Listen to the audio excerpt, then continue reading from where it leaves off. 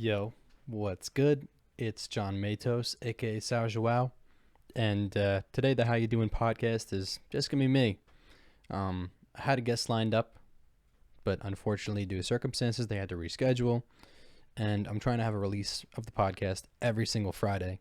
So this week, it's just me. You're welcome for the blessing. No, I'm playing, but yeah. So last night on Instagram, I sent out a story. I said, ask me any questions you got that you want me to answer on the podcast tomorrow. And I got like 6 responses. Not bad, not bad. So let's get started with let's see.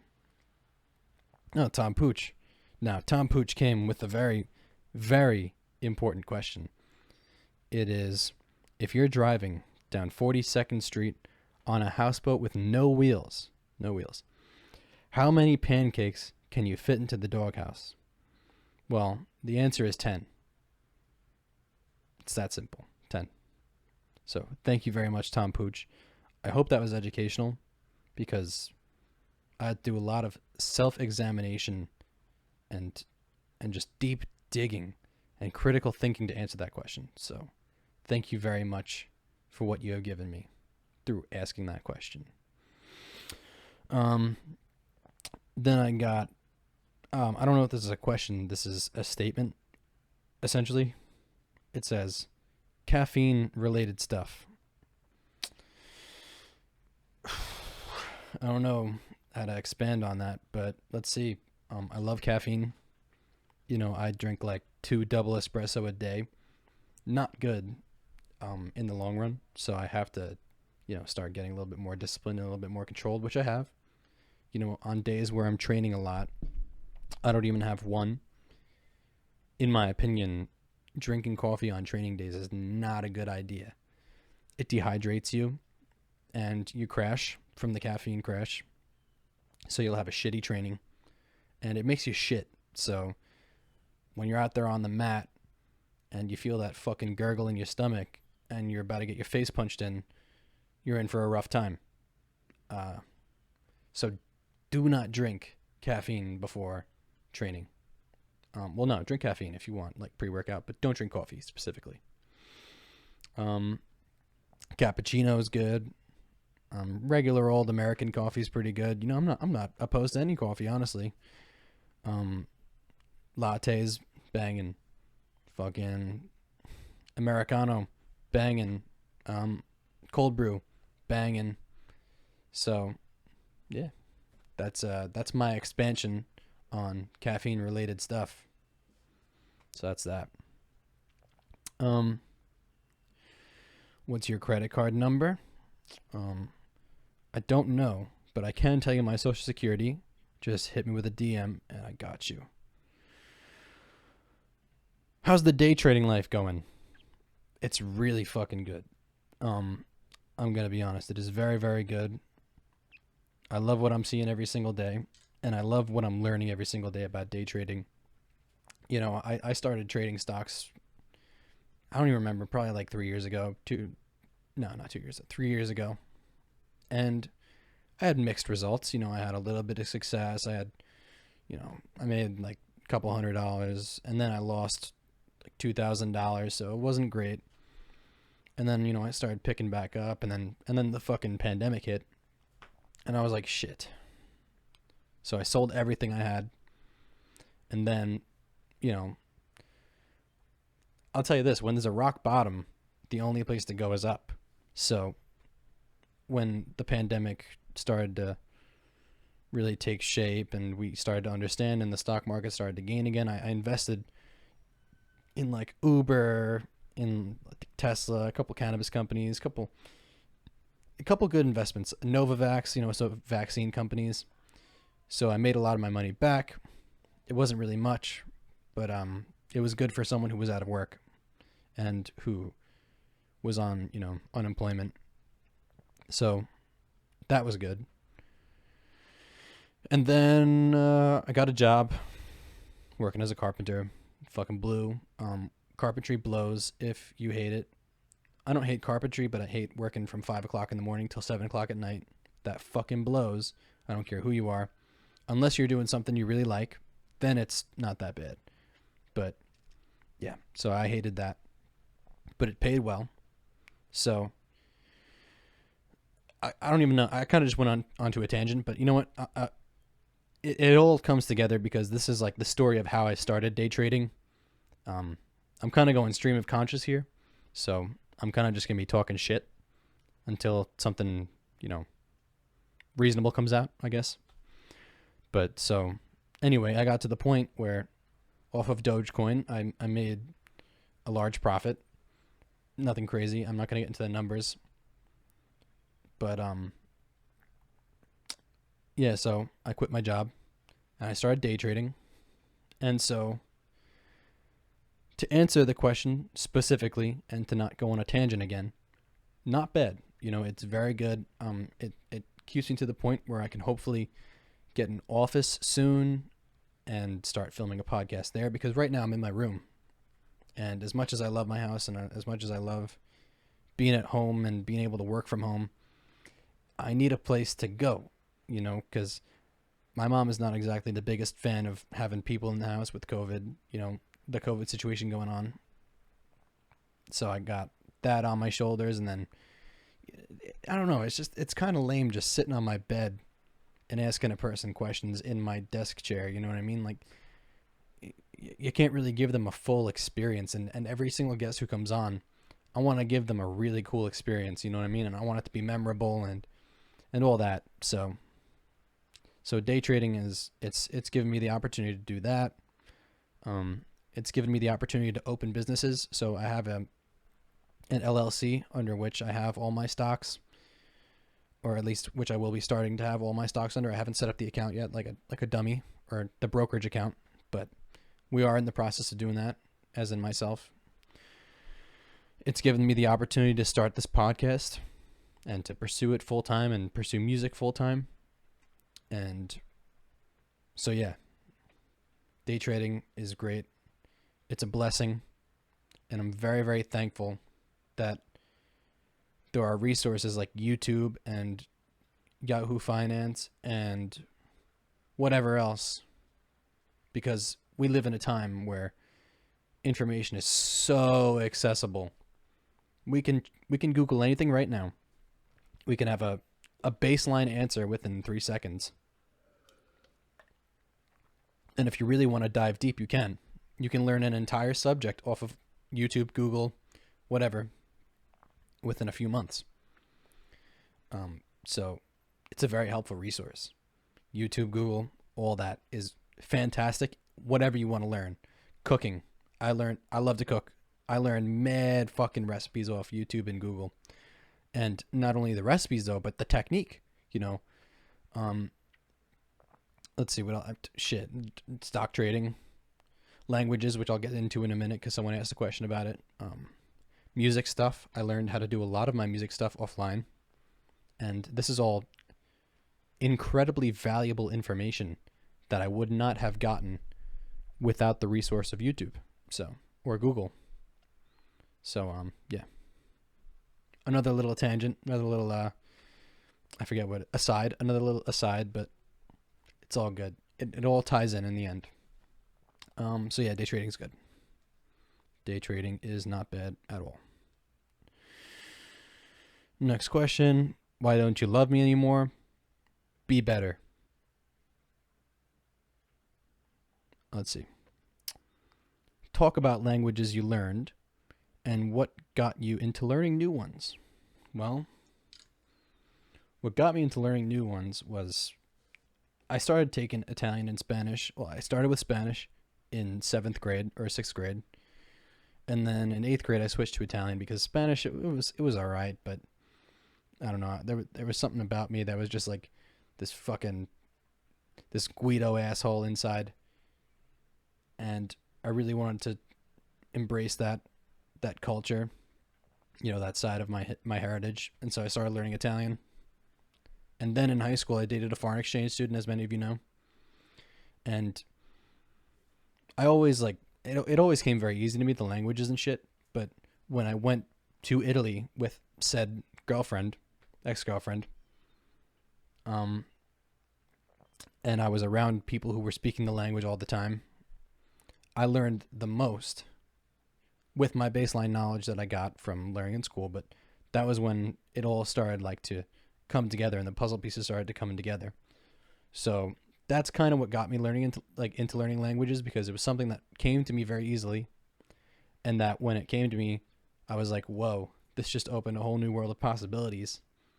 So yeah, that was probably like the biggest driving factor of why I learn languages. I just love it. It's like a game to me, honestly. It's like putting a puzzle together. People love crosswords. People love jigsaw puzzles. Whatever. I love like learning languages and shit like that. It's a constant puzzle that you always have to put together in your head and on paper, and when you're watching a YouTube video in another language, or a movie in another language. Like, I love the feeling. There's something so great. Like when you're watching a movie and they have to put subtitles for like the bad guy. Like let's say there's like some bad fucking mafiosos in the movie or some shit, and they've got the main character captured, and they're like speaking in their language, like, oh, what are we gonna do with him? And they have to put subtitles, but you don't have to read the subtitles. I don't know. I think that's pretty fucking dope, and it definitely gives me like this confidence in a way that when I do travel, as you know, as many of you know, I do love to travel, but it gives me the confidence of when I travel that like I won't be struggling too much to communicate. I won't be struggling too much to understand what they're trying to say. Like, let's say I need to go to the bathroom. If I ask them where the bathroom is, I'll be able to understand the explicit directions. But most importantly, the friends you will meet just because you know that language. Like I was in Italy fucking 2019, and one night I was out, and I don't remember what city it was, but I was like talking to these two people, and I was like asking them directions, and eventually, we became like, we were just like talking like friends and shit, and then they were like, oh, let's go to this fucking bar over here, like whatever, and then, I ended up having a great night with these people. So that was cool. But yeah, you meet a lot of cool people like that. And so that's one thing that got me into learning languages. In terms of what languages I know, it's mostly like Romance languages, Italian, French, Spanish, Portuguese. I don't know any Romanian, but maybe in the future. Probably not. I don't really know if I care enough to learn Romanian, but it's cool. It's just another language, to conquer, and another puzzle to put together. So I do appreciate that. So maybe in the future we'll see. But yeah, let's see if there's any other questions. I don't think there was. Yeah, no questions. So that's that.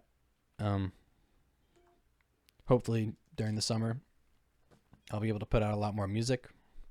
Right now I'm working on an album, so that's pretty sick. So stay tuned for that.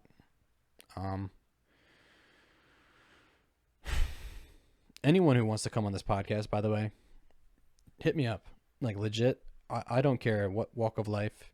I don't care if you got clout. I don't care if people don't really find you that interesting. I just want to have anybody and everybody on, have fun conversations, and maybe entertain some people in the process. You know what I mean? I just want to give everyone the opportunity to come on. So if you want to come on, hit me up, no matter what. It don't matter who you are, where you're from. Hit me up. Let's organize a date.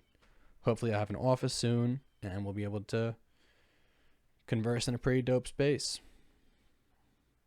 But yeah, that's one thing I do like about having a podcast, though, is that I do have the opportunity, at the drop of the hat, to have an engaging conversation with someone, and to be able to post it on the internet and start to give people a product and help people understand, what I'm trying to do, and help people understand what this other individual is trying to do. I like that. I don't know. I always like respected that about podcasters. You know what I mean? It is very discouraging at times, though, for sure. Fucking the whole process of like starting from the ground up and not really having much engagement. It is tough. I will say that about having a podcast. I mean, this is only my second episode, so I'm getting all in my feelings about nothing, but yeah. 60 views on the last one's not bad, though. I'll take that any day. Fucking shit. It's like when I put out my first song, you know what I mean? Like, when you put out your first song, I will tell you this, you know, if people like you and you put out your first song, a lot of people are going to engage with it because they're curious, you know what I mean? Because, oh, like this, you know, like this is a guy who I know and like I've never seen them do something and put something out, so maybe it'll be interesting, blah, blah, blah, blah, blah.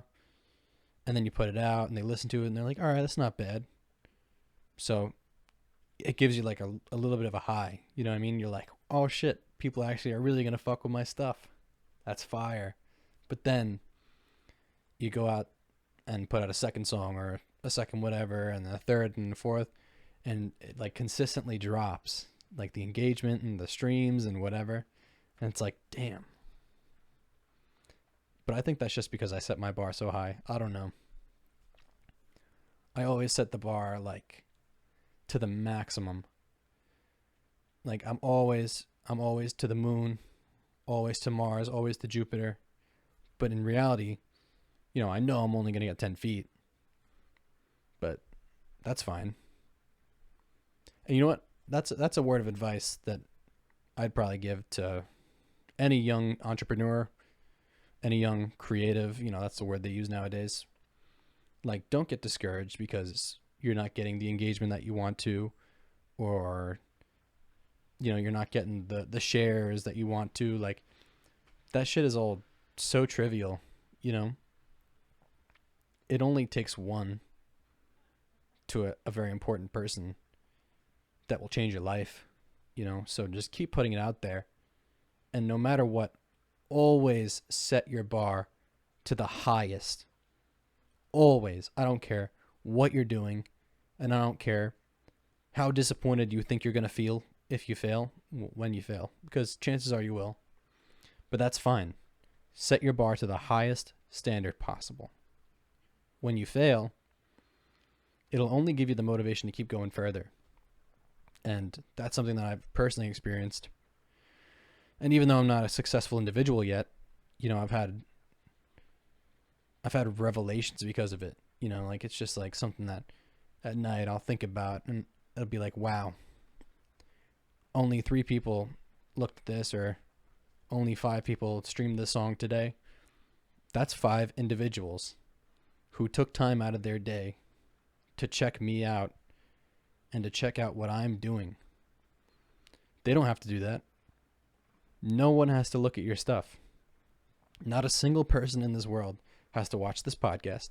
Not a single person in this world has to listen to my music. And not a single person in the world has to spend money to see my content. I mean, you don't have to spend money at all to see my content because it's free to stream on YouTube. It's free to stream on Spotify. Well, granted, you have a Spotify subscription or Apple Music. But regardless, people are taking time out of their day when they could be being productive, or maybe they are being productive while listening to your things. But regardless, they're interacting with your things, you know? So don't take that for granted, you know? Be very, very proud of yourself. Always be very proud of yourself. That's something that I had to learn the hard way. When you're always so negative, you never get anywhere. You never reach any higher places because your mind is so low. You know what I mean? When you're at rock bottom, the only places to go is up. So why not get to swimming, you know? Get to climbing. It's that simple. I mean, and when I say it's that simple, I don't mean that the road won't be hard. The road will be very hard, but that is the point. It's supposed to be difficult. The philosophy is not hard to understand, though.